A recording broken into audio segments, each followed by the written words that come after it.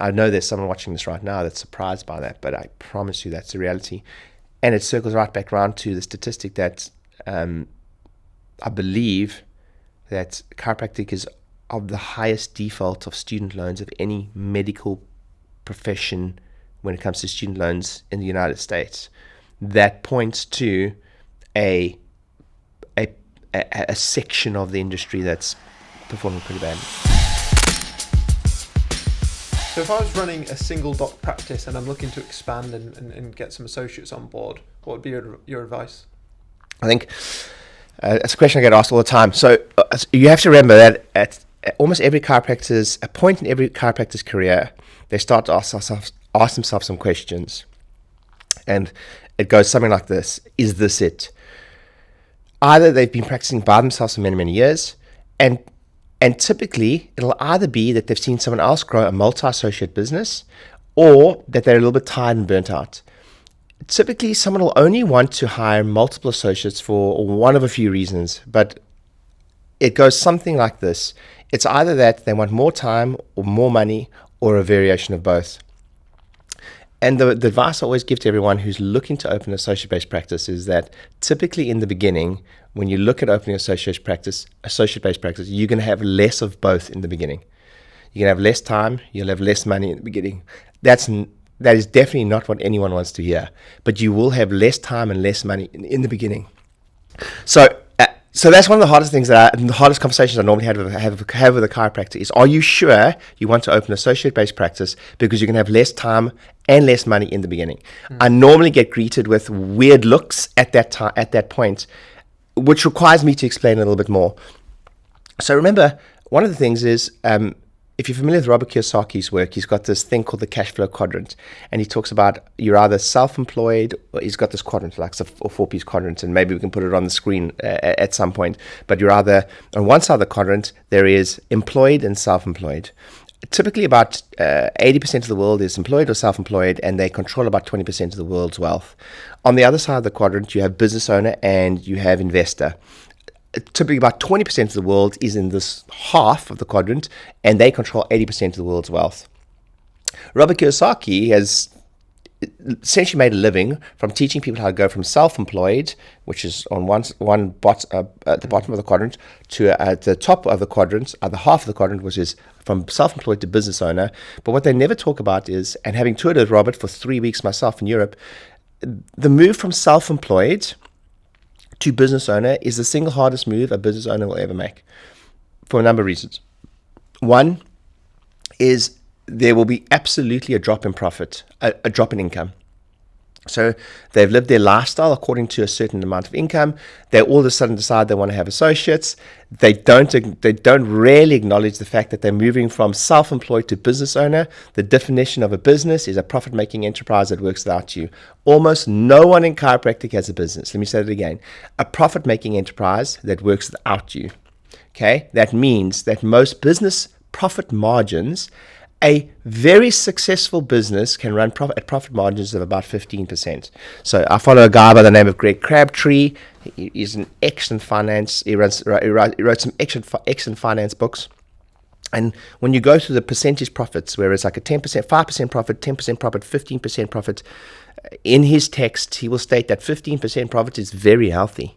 Okay, 20%. So I've worked with many associate-based businesses who run at 30% profit margins, but it's typically 7 figures and above. Okay, so here's what happens is someone says, I want associates. They want more time or more time or more money. They hire the first associate. The worst number in business is one. So then what happens is we have one associate. You're highly risked because that one associate typically, and the chances of your first associate you're hiring working out are slim to none, by the way, statistically. So not only that, so let's say they leave, they don't work out, which is fine, which is normal. Like, you've got to learn somehow. You haven't hired anyone before. You've never been through the interview process. So that associate doesn't work out. You've invested in them more time than you could possibly imagine, and more finances than you can imagine, because especially a new grad will need a ton of extra new patients, and that costs money. The most expensive way to grow any business is acquire a ton of new patients in a short space of time. Any growth is achievable. Any growth is achievable It just depends how much you're prepared to spend.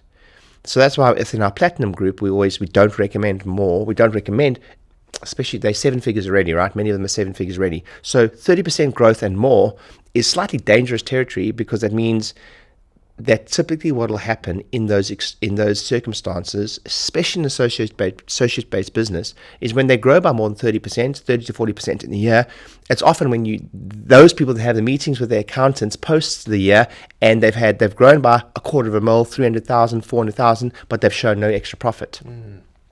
So, and that's typically because they're trying to grow an associate-based model, and they've either pulled out themselves too soon, that they're not adjusting, and they just want to grow associates, and then they're not used to the acceptable, healthy profit margins that a business, let me say the definition again, a profit-making enterprise that works without you, that a business runs at, because they're used to running at 50% profit margins. They're using, or 40% profit margins, which are as essentially a business.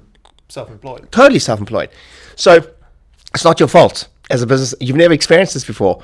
You're a self-employed person. You've been by yourself. One person at the front desk or 2 people at the front desk. You've been adjusting. Your margins are through the roof. And all of a sudden, you're like, I want more time. I want a business.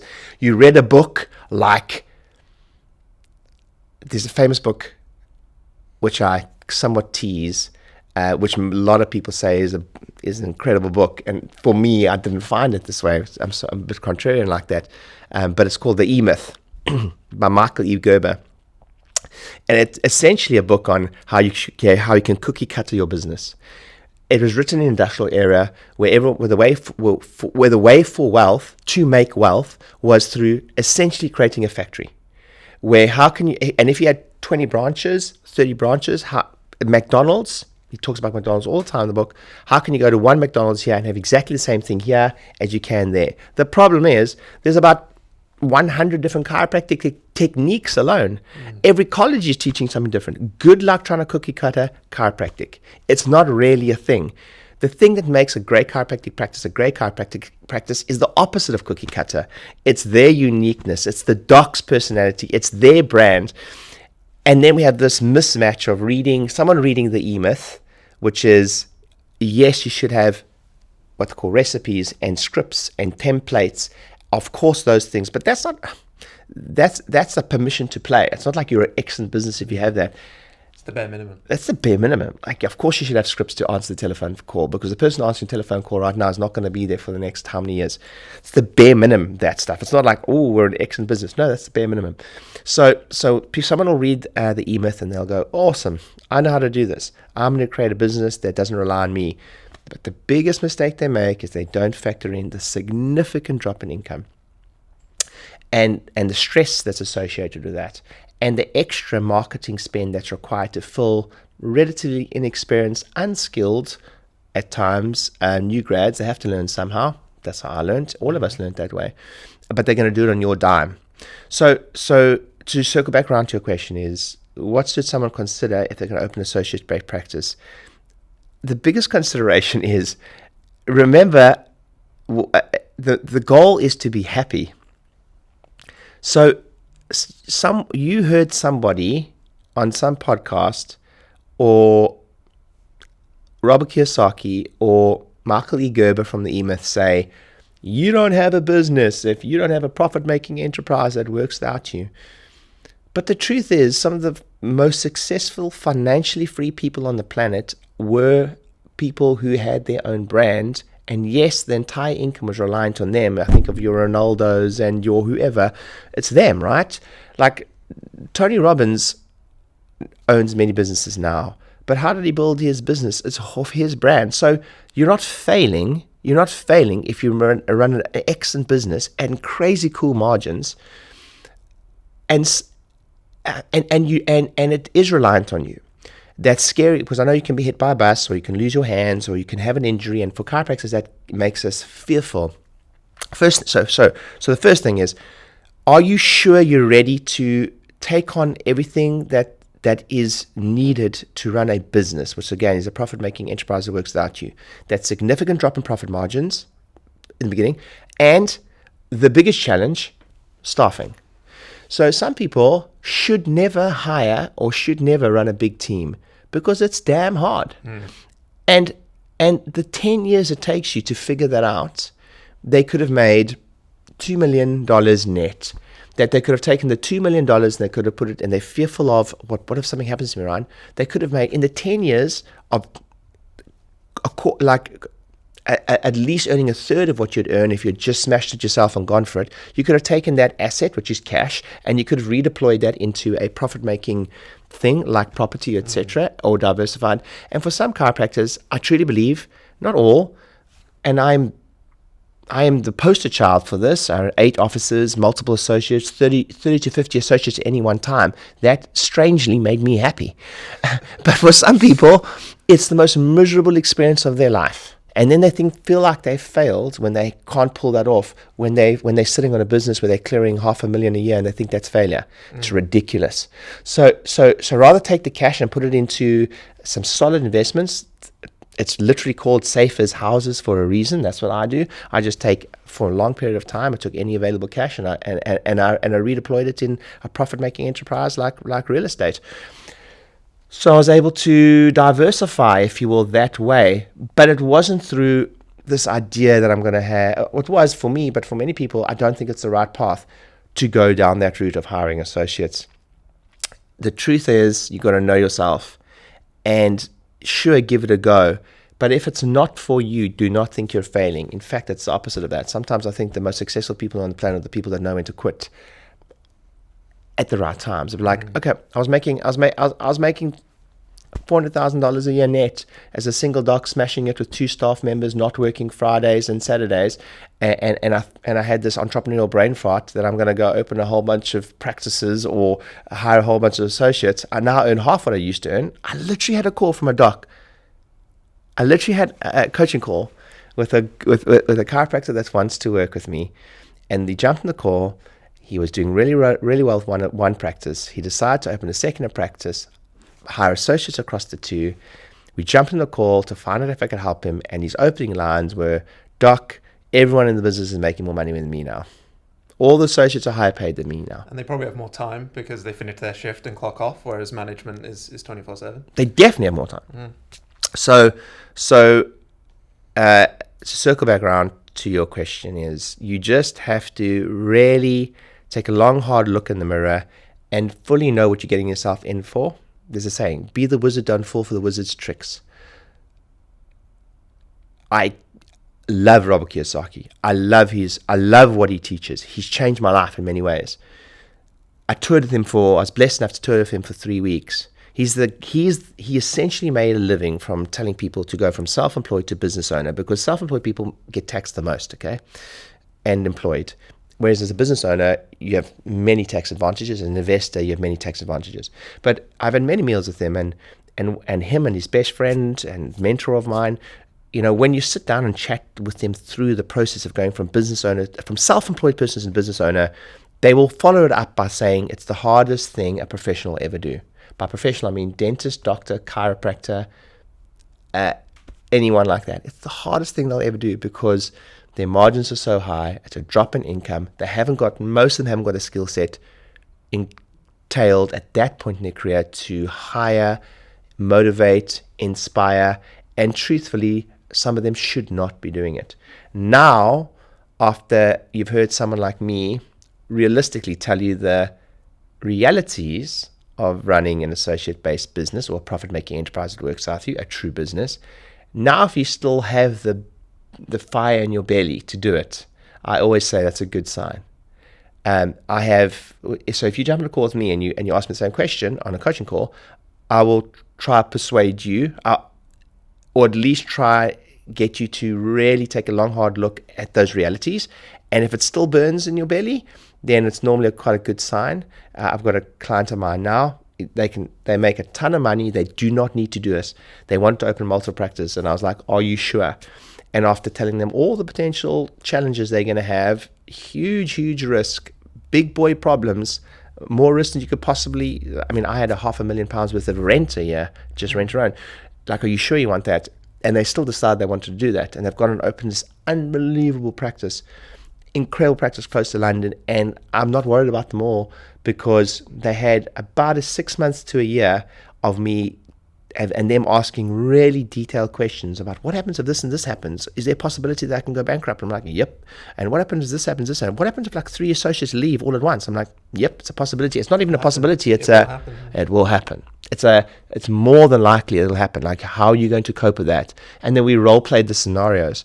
And after all of that, they're still like, yeah, this is awesome. Like, I want to give this a go. I've got to go for it. And this is why I think they say entrepreneurs are sometimes make no sense. We're crazy beasts, because sometimes it makes no sense. It's just like something we have to go for and fulfill. But I want you to, I just want the person who's thinking like, should I hire an associate? Remember, less time, less money in the beginning. Are you gonna and if you're gonna, if the goal is to pull yourself out of the practice, you need to know the math of how many associates you need, seeing how many people that allows you to live the lifestyle that you require, so that you don't, so that if you want to stop adjusting, so that's possible. And you might look at that math and go, freaking heck, I don't want that. The math might be 700 visits a week. Well, that was going to be my follow-up question, is if someone is hell-bent on doing it, how many do they need? How many associates can you limp in? We talk about the hybrid model, the full associate model. Yeah. What's your opinions on that? Okay, so if you want to open an associate-based business, what most people do is that they hire one, and they're like, I need to find my feet to that. Okay, we actually recently listened to a podcast, and someone said this and said, I tell you where most dreams go to die. Most dreams go to die with the following statement: when I'm ready. That's when most dreams go to die. Okay, and I'm getting ready, or I'm preparing, etc. So yes, I get it. One associate, and then when you're ready, you hire the second. But in my experience, one's the worst number in business. More than likely, it's not going to work out long term with the associate. There's a good chance, because you haven't had experience with it.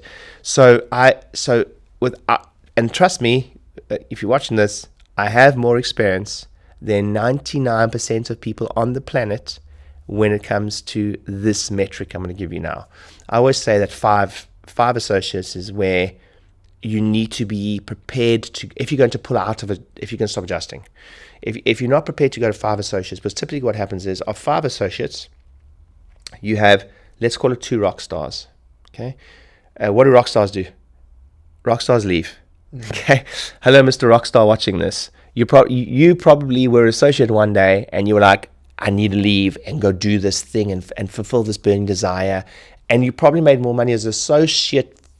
When you look back, you actually made more money as an associate for the first couple of years, until you really found your feet. And you were like, that was a crazy idea, but you still had to do it, because that's what rock stars do. So rock stars leave. So you've got two rock stars right now. Assume they're leaving, they're resigning. Sometimes it's better for the business if the rock star leaves. Definitely. There's this great chef. He's actually statistically created the most Michelin star chefs in the world. And I was watching an interview once, and they said to him, how do you know when someone needs to leave? And he said, when they're at their best, I fire them.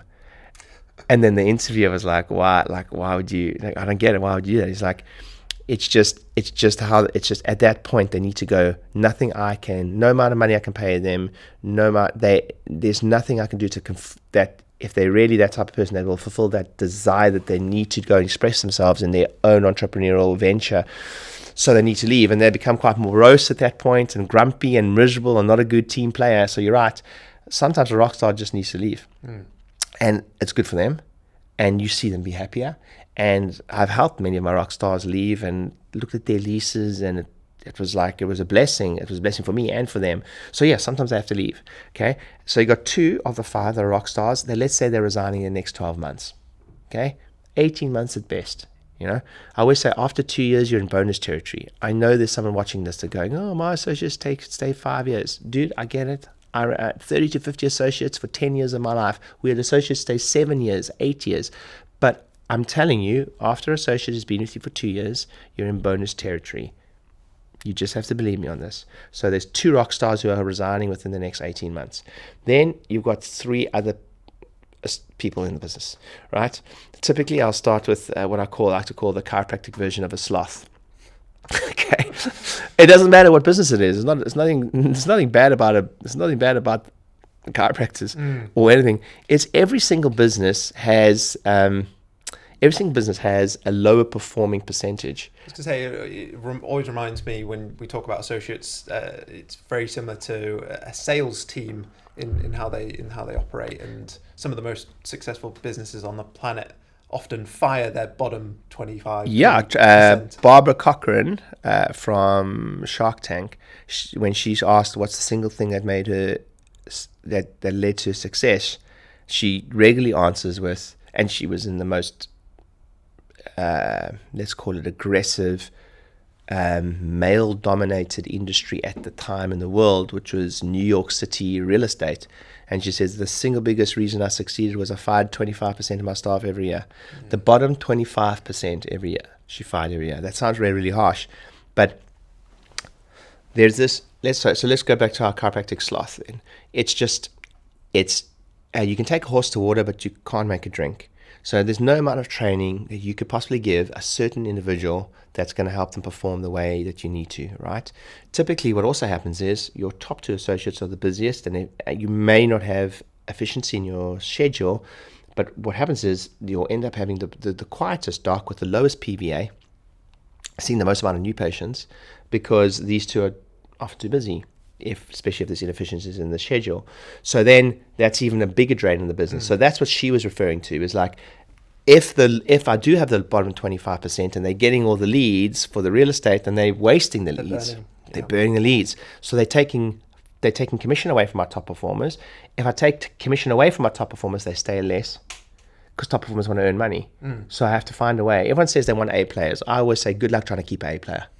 You can't have your cake and eat it. It's like, I also want A players, but then you have to create an environment for them to fulfill the financial potential that they want, etc.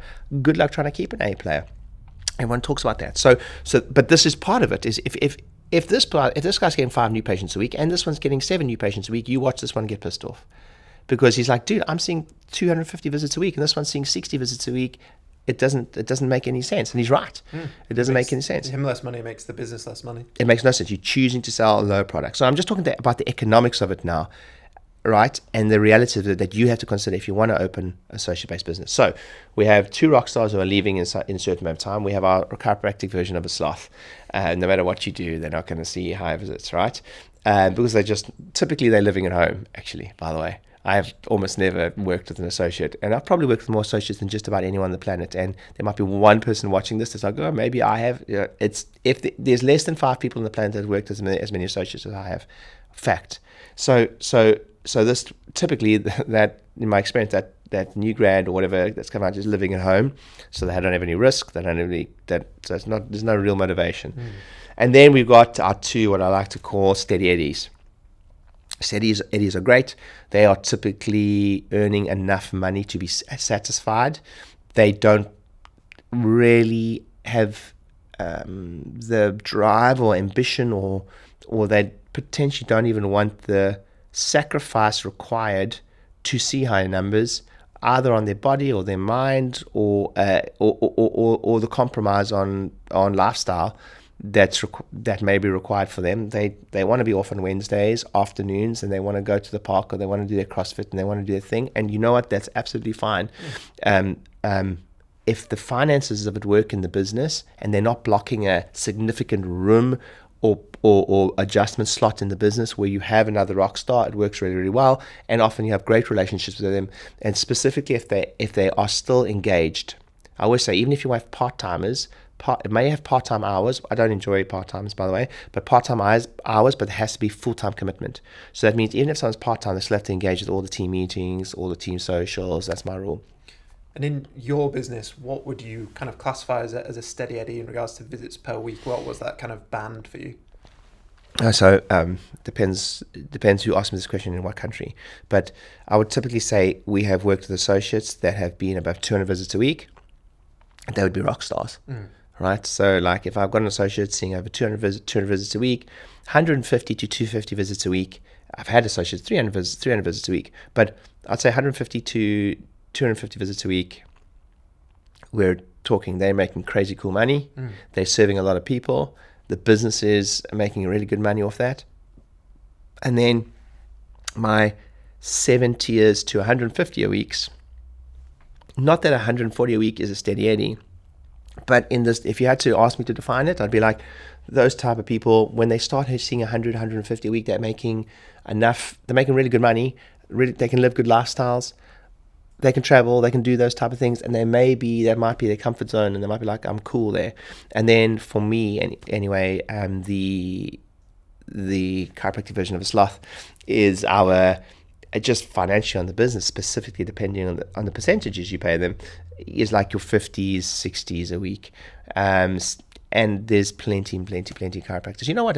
Like if I had to give you an estimation here of all, and I literally interact with thousands of chiropractors every single year.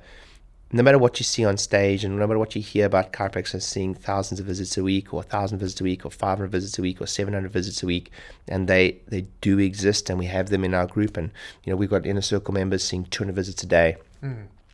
The reality is that most chiropractors on the planet see about 100 a week, and then you take your average. That's like some good chiropractors, and then average chiropractors, there's lots and lots and lots of chiropractors that I jump on calls with that are on 60 visits a week.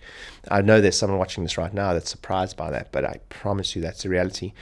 And it circles right back around to the statistic that I believe that chiropractic is of the highest default of student loans of any medical profession when it comes to student loans in the United States.